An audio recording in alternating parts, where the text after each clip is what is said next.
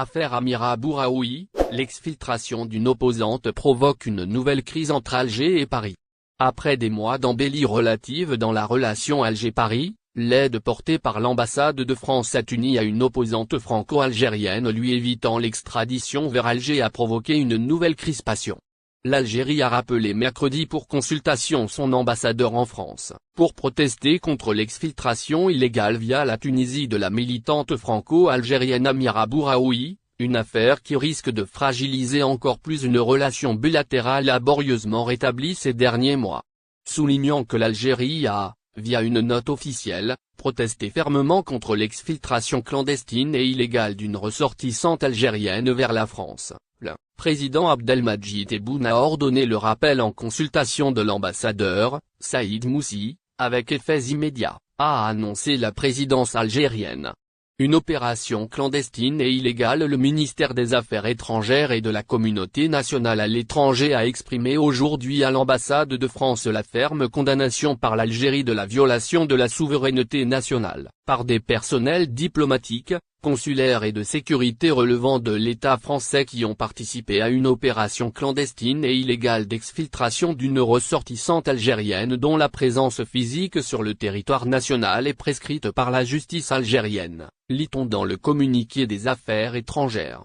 Arrêtée en Tunisie vendredi d'où elle risquait d'être expulsée vers l'Algérie, la militante politique et animatrice d'une émission sur Radio M a finalement pu embarquer lundi soir sur un vol à destination de la France. Cette franco-algérienne faisait l'objet d'une interdiction de sortie du territoire en Algérie, Houston.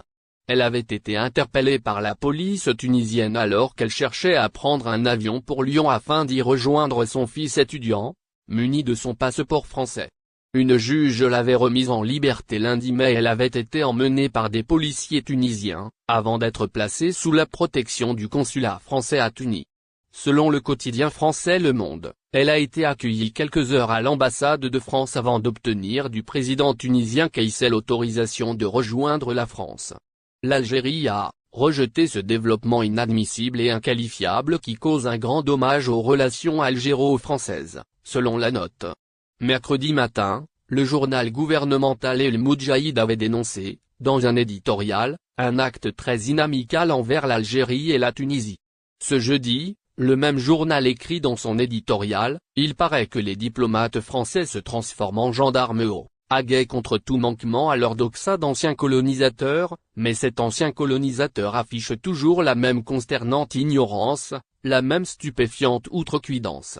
Condamné à 2 ans de prison, le quotidien privé L'Expression va plus loin en suggérant que la visite du président algérien à Paris en mai pourrait être sérieusement hypothéquée. Aujourd'hui, les relations algéro-françaises sont objectivement suspendues et le grand espoir suscité par la visite du président Macron en Algérie est volver et depuis l'Algérie, des restrictions imposées pour le contrôle des voyageurs.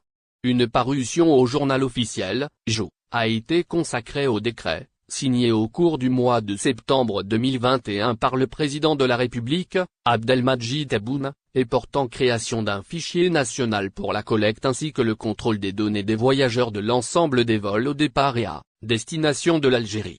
Le projet concernant la mise en place d'un fichier national chargé du contrôle des informations des voyageurs concernés par les vols vers l'Algérie a récemment été ratifié par un arrêté présidentiel publié au journal officiel numéro 8.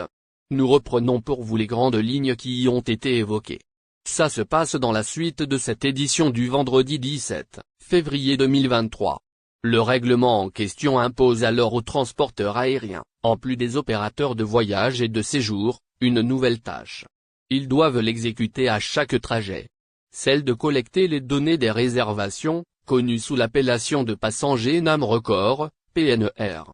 En plus des renseignements liés à l'enregistrement et l'embarquement. Ceux appelés Advanced Passagers, Information API. 2 dossiers qu'ils sont ainsi tenus de transmettre à l'Unité nationale d'information passagers, UNIP. Cette dernière a pour mission de les récolter et stocker. Selon les précisions soulignées dans le quotidien officiel du territoire algérien, la transmission se fera par voie électronique sécurisée. Dans l'éventualité où il y aurait un problème technique, les concernés réservent le droit de recourir à un autre moyen. Soit à la seule condition que le même niveau de sécurité se maintienne. Le processus d'envoi des données de réservation PNR à l'UNIP comprendra 3 étapes.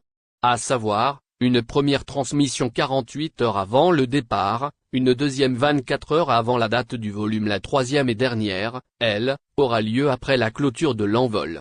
C'est ce que rapporte le quotidien généraliste arabophone Echorouk. Algérie ou secteur de l'aérien, qu'est-ce que les formulaires PNR et API? S'agissant du déroulement de la transmission du dossier API à la susdite structure, il est précisé que ceux-ci doivent être envoyés au plus tard 30 minutes après le décollage de l'avion. Il s'agit d'un formulaire que les services d'enregistrement remplissent cela au moment où le voyageur se présente à l'aéroport. Il comprend un ensemble d'informations personnelles du passager, soit le nom, le prénom, le sexe, la date et le lieu de naissance. Il mentionne en outre des détails sur le voyage, notamment l'heure du vol, le numéro du siège ou encore le poids total des bagages. Quant à la formule PNR, cette dernière est une mesure universelle. Elle englobe tous les renseignements sur le voyageur, en plus des précisions autour de la réservation. À savoir, date ou heure du départ du vol et de son arrivée, numéro plus prix du billet, la compagnie expéditrice de ce dernier. Algérie, qu'a-t-elle donc perdu? Amira Bouraoui. Entre l'exécutante et la simple dame, les uns et les autres, dans un beau consensus masculin, a nul en fait la présence féminine pour mener des guerres sans femme et la priver de sa responsabilité, de son histoire et de sa trajectoire. On aura beau donner son nom, Amira Bouraoui, à une affaire politico-judiciaire, être opposante, devenir une figure du Irak, ce mouvement populaire qui a conduit à la chute d'Abdelaziz Bouteflika, être toujours sous la menace de 2 ans de prison sans mandat de dépôt, avoir fait de la prison, avoir brûlé les frontières pour fuir au nom de la liberté, provoquer une crise diplomatique entre l'Algérie de Tebboune et la France de Macron avec, au milieu, la Tunisie de ses, après exfiltration sous protection consulaire française de Tunis à Paris, être française, avoir la double nationalité, on finira toujours, dans le corps de la langue en Algérie, par être renvoyé à sa cuisine familiale. Le père d'Amira Bouraoui est colonel, c'est avec le passeport de sa mère qu'elle aurait quitté le pays. Elle est partie parce qu'elle est avant tout une maman, interdite de voyager, interdite de l'un de ses 2 fils, étudiants à Paris. C'est à son mari qu'elle doit depuis 2007 sa double nationalité, algéro-française, par laquelle l'affaire s'installe.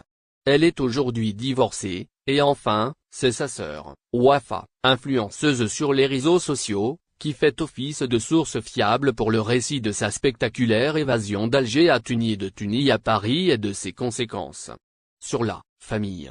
Khadija Bouraoui, la maman d'Amira Bouraoui, a été transférée le 12 février 2023 à Annaba après avoir passé une nuit en garde à vue à la brigade de la gendarmerie d'El-Achour, sur les hauteurs d'Alger. Wafa Bouraoui, la sœur d'Amira, quant à elle, a été relâchée ce matin, à 5 heures. Transférée par route très tôt ce matin, Khadija Bouraoui risque d'être présentée aujourd'hui devant le procureur du tribunal. N'oubliez pas, abonnez-vous à notre chaîne Olive News et activez les notifications pour recevoir nos publications en temps réel.